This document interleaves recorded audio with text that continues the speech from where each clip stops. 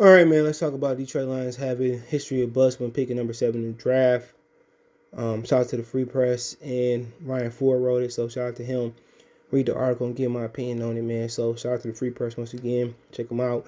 Said Detroit Lions are on the clock. Make sure you check out Detroit Lions Hall playlist. Well, they're 6 picks away from being on the clock on the number 7 pick number 7 overall pick this year's NFL draft, which begins Thursday in Cleveland. It's the franchise third straight year drafting in the top 10 after a run of 4 years drafting in the 11 to 20 range. While it's too soon to tell how those picks, TJ Hawkinson at 8 and 19, and Jeff Okuda at number 3 in 2020, will work on in the long term. We have 54 drafts of par since the AFL and the NFL merged their draft in 1967. With that in mind, let's look back at the good and the bad from the Lions number 7 through. You can probably guess where the Lions slot in more than not. Says the Lions. Let's start in Detroit, where the Lions have selected number 7 overall 4 times since the AFL NFL merger, but not since 2004. Well, then in general, Matt Millen made the pick. Roy Williams, in my opinion, wasn't a bad pick. All right, because we ended up flipping him for like 2 ones and some change. He said Williams was a star for 4 seasons at Texas, racking up 241 catches, over 3,800 yards, 36 touchdowns in 48 games. The Longhorns en route to ranking as number 2, wide out on most draft boards. Williams' speed made him number 1 on some boards, but consensus number 1 was Larry Fitzgerald. Williams wasn't nearly as successful right away with the Lions. He hauled in 99 of his 212 targets for 1,500 yards, 16 TDs in his first 2 seasons, though. That was with Joey Harrington throwing to him in year 3. John Kitna, at quarterback, Williams broke out with 82 catches, 1,300 yards, 7 TDs, earned the Pro Bowl nod. It was his only 1,000-yard season. Then, long story short, Mayhew replaced Millen in 15 minutes ahead of the 2018 trade deadline. Williams played 3 more seasons. He got traded. All right, long story short, like 2 ones. It was a hell of a haul. Then they got Andre Ware. He won the Heisman after putting up nearly almost 5,000 yards, passing 4,700 to be exact. At Houston, playing in the run and shoot offense. Lions offensive coordinator Miles Davis was an early architect of the run and shoot. What could go wrong, especially with previous Heisman winner Barry Sanders in the backfield? Plenty of turns out. Andre Ware was terrible. We had some terrible black quarterbacks drafted, and the expectations, he sit behind one of the 5 other quarterbacks on the roster, where held out and didn't sign until late August. Then injuries and incompetence forced him to start in mid-November. His lasted a half where he went 5 for 11 for 48 yards and 2 picks, and was pulled for veteran Bob Gazzolino in a 17-7 loss to the Vikings. The Lions shelved the run-shoot offense after the season, and Ware appeared in 10 more games over the following 3 seasons. 5 stars to finish 51.6% completion with 1,000 to 112 yards, 5 TDs, and 8 interceptions. So he was terrible, especially when they got rid of offense. Reggie Rogers, he attended Washington on the basketball scholarship, but also played football upon focusing on the gridiron. He became consensus he was D, an All-American with 95 tackles and 7 sacks as a senior. His last time with the Lions was troubled even before he started training camp, clouded by the death of his brother Don from cocaine overdose in 1986, lawsuit against his agent, a misdemeanor assault charge with a former girlfriend. He even missed his first meeting at rookie camp.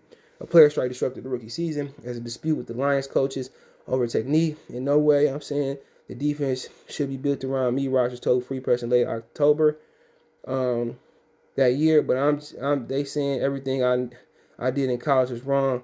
How can you be an All-American and first defensive end taken in the draft if something you did wasn't right?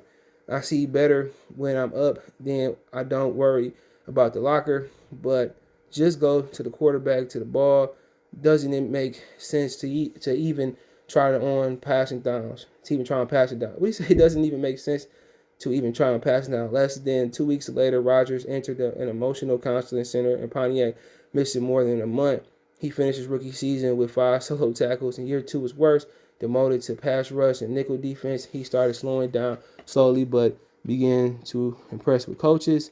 And then October 20, 1980, a nightmare driving drunk, Rogers slammed his Jeep Cherokee into a Dodge Omni carrying 3 teenagers.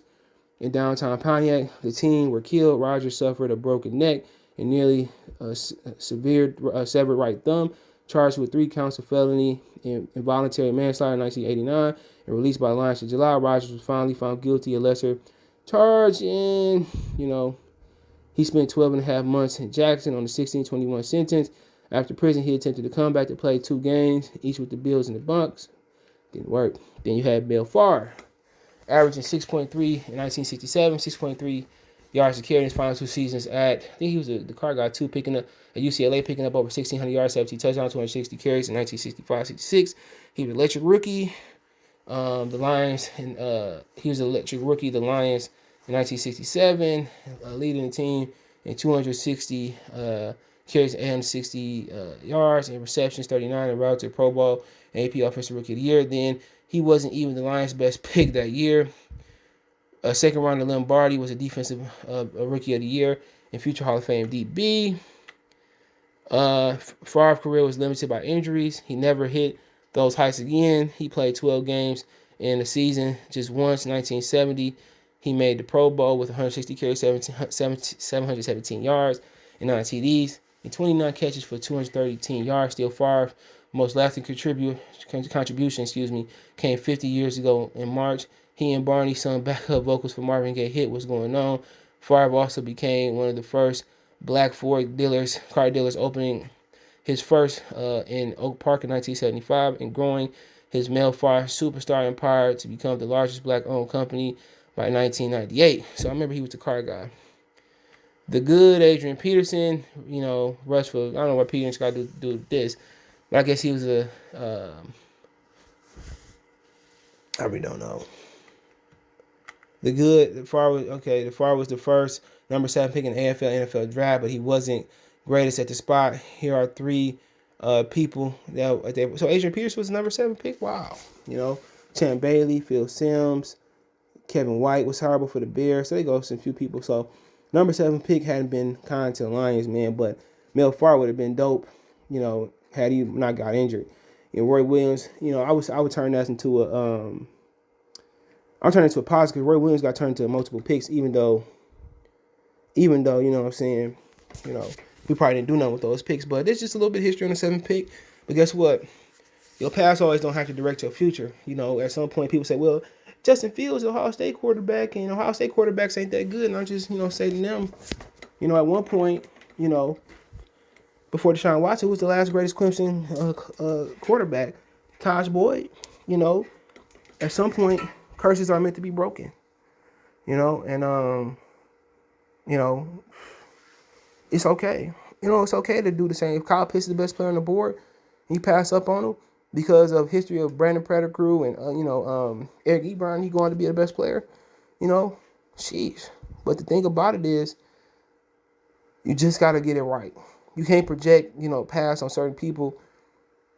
You got to see what they are for.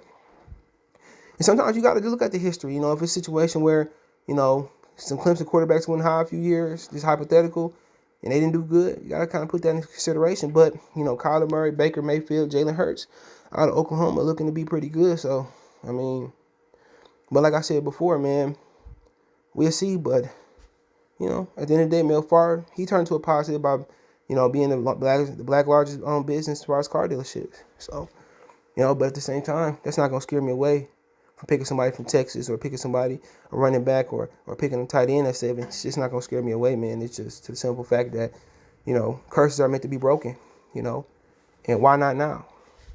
And I'm for the Lions taking Justin Fields. I'm for them taking a running back. Not running back. I'm there for taking them, Justin Fields or, offensive lineman, just as long as they get it right.